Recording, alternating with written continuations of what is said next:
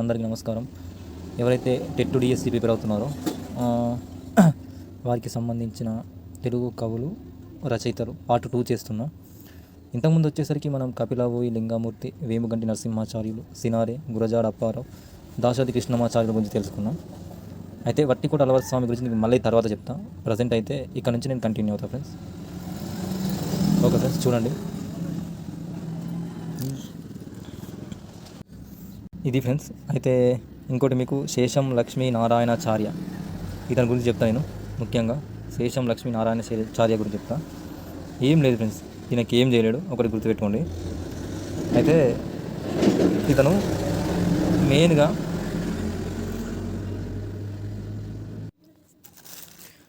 Friends ఏం లేదు, శేషం లక్ష్మీ నారాయణాచార్య అంటే ఒక ఎస్ గుర్తుపెట్టుకోండి. శేషం భాగాఫలం, గుణాకారం భాగాహారం, ఆ విధంగా శేషం ఎస్ అంటే శేషం లక్ష్మీనారాయణాచార్య, ఎస్ అంటే స్వరభారతి, ఆ విధంగా ఎస్ శేషం ఎస్ స్వరభారతి.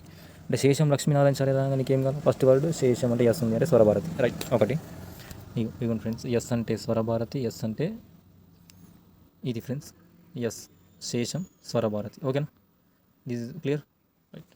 దాని తర్వాతకి ఎవరైతే దేశభక్తిని విమర్శిస్తున్నారో వారి యొక్క వ్యాసాలు స్రవంతి పత్రికలో రాశాడు. ఏం లేదు ఫ్రెండ్స్, దేశభక్తిని విమర్శిస్తున్న వారి వ్యాసాలు స్రవంతి పత్రికలో రాశాడు. బస్ ఏంటిది ఇక్కడ గేయం, దేశభక్తి గేయం. విమర్శిస్తున్న వారి వ్యాసాలు అంటే విమర్శన వ్యాసాలు ఎక్కడ, స్రవంతి పత్రికలో ఇవ్వబడ్డాయి, అంటే స్రవంతి పత్రికలో పెట్టడం జరిగింది. ఇది ఫ్రెండ్స్ శేషం లక్ష్మీనారాయణాచార్య అంటే శేషం ఎస్, తర్వాత ఎస్ అంటే స్వరభారతి ప్లస్ దేశభక్తిని విమర్శిస్తున్న వారి వ్యాసాలను స్రవంతి పత్రికలో రాశాడు. ఇక్కడ స్వరభారతి, దేశభక్తి, దైవభక్తి రెండు కూడా మెయిన్ ఏంటి అంటే వ్యాసాలు, గేయ రచనలు. ఇక మనం ఈ కోర్లు ఏముంది, దేశభక్తి యొక్క వ్యాసాలను విమర్శిస్తున్న వారిని స్రవంతి పత్రికలో పెట్టడం జరిగింది. అట్లా విమర్శన వ్యాసాలు స్రవంతి పత్రిక ఫ్రెండ్స్. ప్లస్ శేషం లక్ష్మీనారాయణాచార్య అభినందన అనే పాఠం రాసిండు స్వరభారతిలోనిది. క్వశ్చన్ ఏ విధంగా రావచ్చు అంటే, అభినందన అనే పాఠం క్రింది వాటిలో దేనికి సంబంధించింది? గేయము, కావ్య ప్రక్రియ, కథానిక, ఏది కాదంటాడు. కాబట్టి గేయం, అది ఏ గేయంలో అంటే మాత్రం స్వరభారతి గేయం. ఫస్ట్ అక్షరం ఏముంది, శేషం కాబట్టి స్వరభారతి ఫ్రెండ్స్, ఇది మెయిన్గా ఉంది. స్వరభారతి దేశభక్తిని విమర్శిస్తున్న వారి వ్యాసాలు స్రవంతి పత్రికలో పెట్టిండు. అది ఫ్రెండ్స్ ఇట్లా కోడ్, ఈ కోడ్ చూసుకుంటే మీకు సెట్ అవుతుంది ఫ్రెండ్స్. దాని తర్వాత ఈజీ ఫ్రెండ్స్, ఇక్కడ నుంచి చిన్నగా ఉంటాయి, జస్ట్ కూల్గా. ఏంటంటే నటరాజ రామకృష్ణ అంటే ఏంటిది, తెలంగాణ నాట్యం పేరిణి నాట్యం. ఈ పేరిణి నాట్యంలో ప్రసిద్ధి పొందిన వారు ఎవరు, నటరాజ రామకృష్ణుల వారు. ఎస్, మీకు ఎక్కడ పేరిణి నాట్యం అన్నా, రామప్ప శిల్పపై ఏ నాట్యం ఉందన్నా ఇది మెయిన్గా ఉంటుంది ఫ్రెండ్స్. కాబట్టి పేరిణి నృత్యాన్ని ఎవరు ఎంకరేజ్ చేసారు తెలంగాణ అంటే నటరాజ రామకృష్ణ వారు. ప్లస్ రామప్ప శిల్పాలు రాజిల్లు నృత్యమున అనేది స్లోగన్ ఇచ్చిండు. మీరు మెయిన్గా ఏంటంటే రామప్ప శిల్పాలు రాజిల్లు నృత్యము అని చెప్పిన వారు ఎవరు అని అంటారు ఫ్రెండ్స్. కాబట్టి మీరు జాగ్రత్తగా నటరాజ రామకృష్ణ వారు గుర్తుపెట్టుకోండి. పేరిణి నాట్యం కూడా ఈయనది. ఓకే, ఈ నుంచి నేను ట్రిక్ చెప్తాను ఫ్రెండ్స్. ఎందుకంటే పెద్ద ఉంటే ట్రిక్ చెప్పినా మీకు మైలకి ఎక్కుతుంది, చిన్న చిన్న ట్రిక్ వాడిన అనుకోండి పెద్ద డ్యామేజ్ చేస్తుంది. కాబట్టి చిన్న చిన్న వాటికి సింపుల్గా బస్ అంటే నటరాజ అంటే పేరిణి నృత్యం ఎక్కడ ఉంటుంది, రామప్ప శిల్పాలు ఉంటుంది. కాబట్టి రామప్ప శిల్ప రాజ నృత్యం అని చెప్పడం జరిగిందని గుర్తుపెట్టుకుంటే అయిపోతుంది. అది ఫ్రెండ్స్, ఇది నటరాజ రామకృష్ణ వారి యొక్క మెయిన్ది. దాని తర్వాత కాపు రాజయ్య ఫ్రెండ్స్. ఇక కాపు రాజయ్య అంటే మీకు మెయిన్గా తెలిసిందే ఉంటుంది ఫ్రెండ్స్. కాపు రాజయ్య తెలంగాణ పల్లె బొమ్మలు కుంచెతో కుదిర్చినవాడు కాపు రాజయ్య. సింపుల్ చెప్పాలి ఫ్రెండ్స్, కుంచె పల్లె బొమ్మలు అట్లా. కాపు రాజయ్య కుంచెతో పల్లె బొమ్మలు కుదిర్చాడు అంటే ఈయన ఏంది, కుదిర్చాడు మీన్స్ ఈయన ఒక చిత్రకారుడు అని గుర్తుపెట్టుకోవాలి. ఇది కాపు రాజయ్యకి సంబంధించింది. ఇదే ఫ్రెండ్స్ కాపు రాజయ్య కుంచె, ఇది మెయిన్గా ఉంటుంది. దాని తర్వాత కొండపల్లి శేషగిరిరావు. ఏంది కొండపల్లి శేషగిరిరావు, తిన కథ ఏంది, తిన కార్యక్రమం చెప్తాడు. ఈయన కూడా ఒక చిత్రకారుడే, కానీ ఏం చేసిందంటే ఎట్లా గుర్తుపెట్టుకుంటాడు వీటిని, పోతన్న రుద్రమ్మ బొమ్మలు సప్తవర్ణ చిత్రాలు గీయడం జరిగిందని పెట్టుకోండి అంతే. పోతన్న రుద్రమ్మ సప్తవర్ణాలు, ఇది కొండపల్లి శేషగిరిరావు గురించి సంబంధించింది. ఓకేనా ఫ్రెండ్స్. కాపు రాజయ్య అంటే కుంచె, బస్ ఎనఫ్, ఇంతకు మించి నాకు పాయింట్స్ రాదు. శేషగిరిరావు అంటే గుర్తుపెట్టుకోండి, రుద్రమ్మ పోతన్న అంటే ఒక ఆయన కవి అయితే ఇంకొక ఆమె వీరనారు. ప్లస్ సప్తవర్ణాల చిత్రాలు వర్ణాల గురించి చేయడం జరిగింది. ఇది మెయిన్గా ఉంది ఫ్రెండ్స్. దాని తర్వాత మిద్దెరాములు ఇంపార్టెంట్ ఫ్రెండ్స్. మిద్దెరాములు కొంచెం కన్ఫ్యూజ్ అవుతాం ఇక్కడ. మిద్దెరాములు అంటే గుర్తుపెట్టుకోండి, ఆయన ఫేస్ కట్ గుర్తుపెట్టుకోండి. మిద్దెరాములు అంటే ఏ విధంగా ఉంటాడు, ఈ విధంగా ఉంటాడు, సరే ఆయన చేతిలో ఏముంటుంది, ఇది ఉంటుంది అని చెప్పేది ఉంటుంది. ఈయన ఒగ్గు కథ, ఎల్లమ్మ కథలో ప్రసిద్ధుడు. అంతే, తానే తందానే అంటారు కదా ఫ్రెండ్స్. ఆ విధంగా ఎల్లమ్మ కథలు, ఒగ్గు కథలు ఎవరు ఫేమస్ అంటే మిద్దెరాములు వారు ఫేమస్. ఇది మెయిన్ ఫ్రెండ్స్. మీకు కొన్ని నేను అంత క్లారిటీ చెప్పట్లేదు, ఏం కాదు, మీకు క్లారిటీ చెప్పకుండా టెన్షన్ పడకండి. ఎందుకు చెప్పాలి, ఇంతకు మించి బిట్టు రాదు. ఇంతకు మించి ఎక్కువ చదివితే వేరే సబ్జెక్ట్ మీద మనం ఫోకస్ చేయలేం అట్లా. కాబట్టి గుర్తుపెట్టుకునే ప్రయత్నం చేయండి.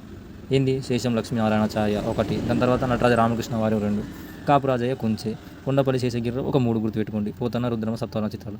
మిద్దెరాములు అంటే కథలు, ఏం కథలు, ఎల్లమ్మ ఒగ్గు కథలు. ఇది ఫ్రెండ్స్, ఇది మెయిన్గా ఉంది. దాని తర్వాతకి ఫ్రెండ్స్ ఇక అన్నీ చిన్న చిన్న చెప్తున్నా, కొంచెమే ట్రిక్ యూజ్ చేస్తున్నా. ఇంకా నేను పూర్తి మొత్తం ట్రిక్ యూజ్ చేస్తాను, కానీ ఇది హార్డ్ లేవు ఫ్రెండ్స్, కొంచెం ఈజీ ఉన్నాయి. కాబట్టి ప్రధానికి ట్రిక్ పెట్టుకోకండి, అనవసరంగా కన్ఫ్యూజ్ కాకండి. ఇప్పుడు చెప్తున్నా ఫ్రెండ్స్, అన్ని చిన్న చిన్న ఫ్రెండ్స్, అసలు టెన్షనే లేదు మీకు.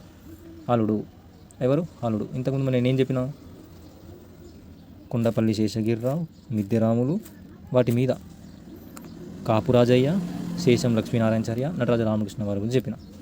ఇప్పుడు అల్లుడు గురించి చెప్తున్నా ఫ్రెండ్స్. చిన్న ఫ్రెండ్స్, అల్లుడు ఒకటే గాథా సప్తశతి రాశాడు. ఏ భాష, ప్రాకృతి భాష. ఎన్ని కథలు, 700 కథలు కలవు. ఇది మెయిన్గా ఉంది. చిన్న చిన్న అల్లుడు, గాథా సప్తశతి, అల్లుడు ఆల్రెడీ మీకు తెలిసే ఉంటుంది. కానీ ఏ భాషలో రాసిందంటే మాత్రం ప్రాకృతి భాష. ఎన్ని కథలు ఉన్నాయంటే 700 ఏబో కథలు ఉన్నాయి ఫ్రెండ్స్.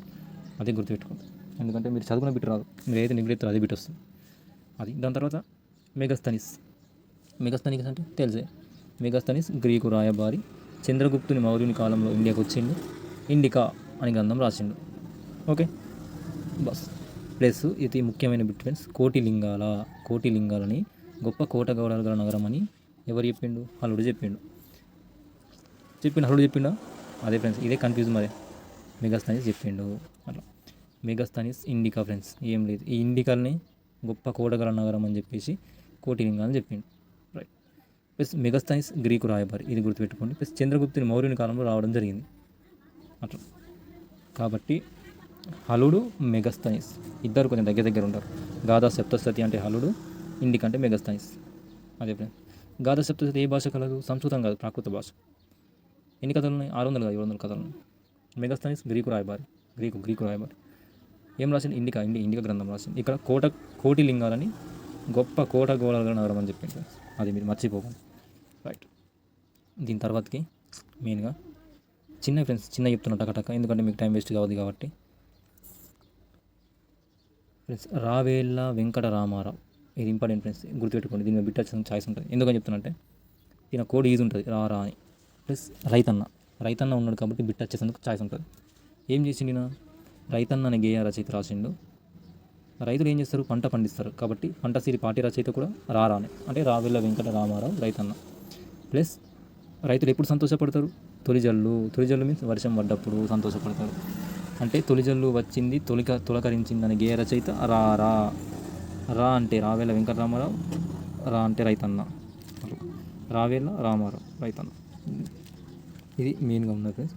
ప్లస్ రైతులు ఏం చేస్తారు, పంట పండిస్తారు. అంటే పంట సిరి గేయ రచయిత కూడా రావేళ్ళ వెంకట రామారావు. దాని తర్వాత తొలిజల్లు వచ్చింది, తొలకరించింది అనే గేయ రచయిత కూడా రావేళ్ళ వెంకట రామారావు ఫ్రెండ్స్. ఇది ఓకేనా. ఇది ఒక రా వాటి గుర్తుపెట్టుకుంటే ఆల్మోస్ట్ మీకు ఒక చైన్ సిస్టమ్ లెక్క వస్తుంది. రా అంటే రావేళ్ళ వెంకట రామారావు, రా అంటే రైతన్న ఏం చేస్తారు, పంటలు పండిస్తారు, అంటే పంట సిరి. ప్లస్ మళ్ళీ వీరు ఏం చేస్తారు, ఎప్పుడు సంతోషపడతారు, వర్షం వచ్చినట్టు సంతోషపడతారు. అంటే తొలిజల్లు వచ్చింది, తొలకరించింది అన్నది ఎవరు, రావేళ్ళ వెంకట రామారావు ఫ్రెండ్స్. ఇది మెయిన్గా ఉంది. దాని తర్వాతకి ఫ్రెండ్స్ దీపా అగర్వాల్, ఏం లేదు, చిల్డ్రన్ బుక్ ట్రస్ట్ చైర్మన్ ఆమెకు సంబంధించింది ఎవరంటే దీపా అగర్వాల్. అంటే Deepa Agarwal children book trust అని గుర్తుపెట్టుకోండి అంతే. పరావస్తు చిన్నయ్య సూరి ఫ్రెండ్స్, అలా చిన్నప్పటి నుంచి మనకి మన పరిచయమే. ఏంది, పంచతంత్రాన్ని తెలుగులోకి అనువదించింది చిన్నయ్య సూరి. అంటే పంచతంత్రాన్ని తెలుగులోకి అనువదించింది పరావస్తు చిన్నయ్య సూరి. ప్లస్ దీన్ని సంస్కృతంలో ఫస్ట్గా రాసింది విష్ణు శర్మ. ఎస్, పంచతంత్రం అంటే ఇద్దరే ఫ్రెండ్స్, ఒకటి విష్ణు శర్మ, ఇంకోటి పరావస్తు చిన్నయ్య సూరి. ఈ 2 గుర్తుపెట్టుకుంటే అయిపోతుంది. ఇదే ఫ్రెండ్స్ అల్లుడు గాదా సప్తశతి, మెగాస్థైస్ ఇండికా, రావెల్ల వెంకటరామారావు రారా, రైతన్న, పంటసిరి, తొలిజల్లు వచ్చింది తొలకరించింది. ఇక చిల్డ్రన్స్ బుక్ ట్రస్ట్ దీప అగర్వాల్, పరావస్తు చిన్నయ్య సూరి, పంచతంత్రం తెలుగులోకి అనువదించిండు. మరి పంచతంత్ర సంస్కృతంలో అనువదించింది ఎవరు? విష్ణు శర్మ. ఇది మెయిన్గా ఉంది ఫ్రెండ్స్. ఇక్కడ దాకా చిన్న చిన్న ఫ్రెండ్స్ ట్రిక్ ఉన్నాయి. ఇప్పుడు నెక్స్ట్ నుంచి ట్రిక్ ఉంటాయి ఫ్రెండ్స్. ఈజీగా చెప్తా, అర్థమవుతుంది. ఒక్కసారి వింటే లైఫ్లో మర్చిపోదు. ఇది ఫ్రెండ్స్.